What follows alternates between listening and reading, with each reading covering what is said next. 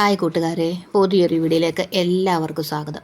ഇപ്പോൾ നമുക്ക് എല്ലാവരും നേരിട്ടുകൊണ്ടിരുന്ന പ്രശ്നമാണ് ഈച്ചയുടെ ശല്യം. ഭയങ്കര ഈച്ച ശല്യമാണ്. ഇപ്പോൾ മഴക്കാലവും പഴങ്ങളൊക്കെ ഇങ്ങനെ പഴുക്കും, മാങ്ങയുടെയൊക്കെ സീസണല്ലേ. അപ്പോൾ അതൊക്കെ പഴുത്ത് കഴിയുമ്പോഴത്തേക്ക് ചക്കയിലൊക്കെ പഴുത്ത് കഴിയുമ്പോൾ ഭയങ്കരമായിട്ട് ഈച്ച ശല്യം ഉണ്ടാകും. അപ്പോൾ ഞാനിവിടെ ചെയ്യുന്ന കുറച്ച് കാര്യങ്ങൾ ഞാൻ പറഞ്ഞു. ഇവിടെ പശുവൊക്കെ ഉള്ളതുകൊണ്ട് ചക്കയും അങ്ങനെയുള്ള സാധനങ്ങളൊക്കെ കൊണ്ടുവരുന്നത് കൊണ്ട് ഇഷ്ടം പോലെ ഈച്ചയുണ്ടായിരുന്നു. അപ്പോൾ ഞാൻ ഈ ഒരു കാര്യം ചെയ്യുന്നതുകൊണ്ട് ഈച്ചയില്ല. അപ്പോൾ നമുക്ക് കുറച്ച് പനിക്കുറുക്ക അപ്പോൾ നന്നായിട്ട് അതൊന്ന് ഞെരടുക. അതിനുള്ളിൽ ആ ഒരു ജലാംശം ഉണ്ടല്ലോ, അത് പുറത്ത് വരുന്നവരെ നന്നായിട്ടത് ഞെരടിയിട്ട് അവിടെയൊക്കെ ഒന്ന് തൂത്ത് കൊടുക്കുക. ഇതിൻ്റെ ആ ഒരു മണം കൊണ്ട് എന്തുമായാലും ഒരു 2 മണിക്കൂറത്തേക്ക് ഈച്ച വരത്തിൽ ഉള്ള ഒരു കാര്യം ഗ്യാരൻറ്റിയാണ്. കാരണം ഞാൻ ഇവിടെ ചെയ്തുകൊണ്ടിരിക്കുന്ന കാര്യങ്ങൾ നമ്മൾ ജോലിയൊക്കെ കഴിഞ്ഞ് കഴിയുമ്പോഴത്തേക്ക് ജോലി ചെയ്യുന്നതിന് മുന്നേ ആണെങ്കിലും ഒന്നിങ്ങനെ ഒന്ന് ചെയ്ത് കഴിഞ്ഞ് കഴിഞ്ഞാൽ ഇതിൻ്റെ ഒരു സ്മെല്ലുണ്ട്, നല്ലൊരു സ്മെല്ല്. അപ്പം ഈച്ചയൊന്നും വരാൻ ചാൻസ് വളരെയധികം കുറവാണ്. ഒരു ദിവസം ഫുള്ള് ഈച്ച വരത്തില്ലെന്നൊന്നും ഞാൻ പറയത്തില്ല. ഒരു 2 മണിക്കൂറെങ്കിലും മിനിമം ഒരു 2 മണിക്കൂറത്തേക്കെങ്കിലും ഈച്ച വരത്തില്ല. അപ്പോൾ നന്നായിട്ട് അത് വെച്ചിട്ട് ബാക്കി നമുക്ക് ആ ഒരു ഗ്യാസിൻ്റെ കീഴിലോട്ടങ്ങ് ഇട്ടാൽ മതി. അത് പ്രശ്നമില്ല. പിറ്റേ ദിവസം രാവിലെ ആയിട്ടായാലും നമ്മൾ അത് തൂത്ത് കളഞ്ഞാൽ മതി.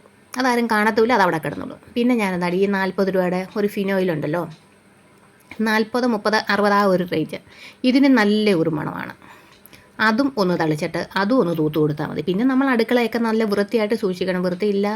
സത്യം പറഞ്ഞാൽ ഇപ്പം വൃത്തിയുള്ളിടത്താണ് ഈച്ച വരുന്നതെന്നാണ് എനിക്ക് തോന്നുന്നത്. അതും നന്നായിട്ടൊന്ന് തൂത്ത് അടച്ചാൽ അതും ഒരു നല്ലതാണ്. അല്ലെങ്കിൽ പിന്നെ ഡെറ്റോൾ, തുളസിയിലൊന്നും ഉപയോഗിച്ച് കഴിഞ്ഞാൽ പറ്റുമെന്ന് തോന്നുന്നില്ല. ചിലവരൊക്കെ കാണാം നാരങ്ങയിൽ ഗ്രാമ്പു ഇങ്ങനെ കുത്തി ഇങ്ങനെ വെക്കും എന്നൊക്കെ പറയുന്നേക്കാം. പക്ഷേ ഞാൻ അങ്ങനെ ചെയ്തിട്ട് എനിക്ക് പ്രയോജനമൊന്നും ഉണ്ടായിട്ടില്ല. ഇങ്ങനെ ചെയ്തിട്ട് നന്നായിട്ട് ആ ഒരു നമ്മുടെ അടുക്കള ഒരു ബാഡ് സ്മെല്ല് വരുത്തതുമില്ല. പിന്നെ പഴത്തൊലി അങ്ങനെയുള്ള സാധനങ്ങളൊന്നും അവിടെ ഇടാതിരിക്കുക. പിന്നത്തെ ഒരു കാര്യമാണ് കുറച്ച് ഹാൻഡ് വാഷ് എടുക്കുക. അതിനകത്തോട്ട് കുറച്ച് പഞ്ചസാര ഇട്ട് കൊടുക്കുക. പഞ്ചസാര ഇട്ട് കഴിഞ്ഞിട്ട് കുറച്ച് വെള്ളം ഇട്ട് കൊടുക്കുക.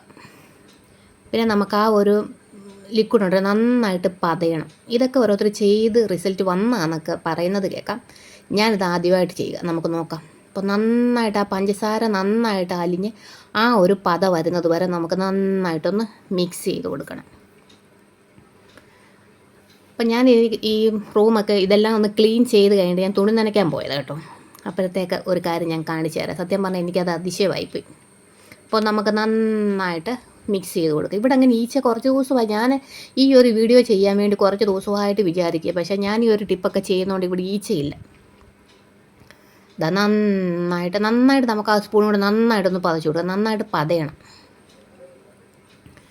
നന്നായിട്ട് പതഞ്ഞിട്ടുണ്ട്. ആ ഒരു പഞ്ചസാരയൊക്കെ കുഴപ്പമില്ലാത്ത രീതിയിൽ മുക്കാലും നന്നായിട്ട് മിക്സ് ആയിട്ടുണ്ട്. അന്നേരം കുറച്ച് കഴിഞ്ഞപ്പോൾ ഇവിടെ ഈച്ച വന്നു.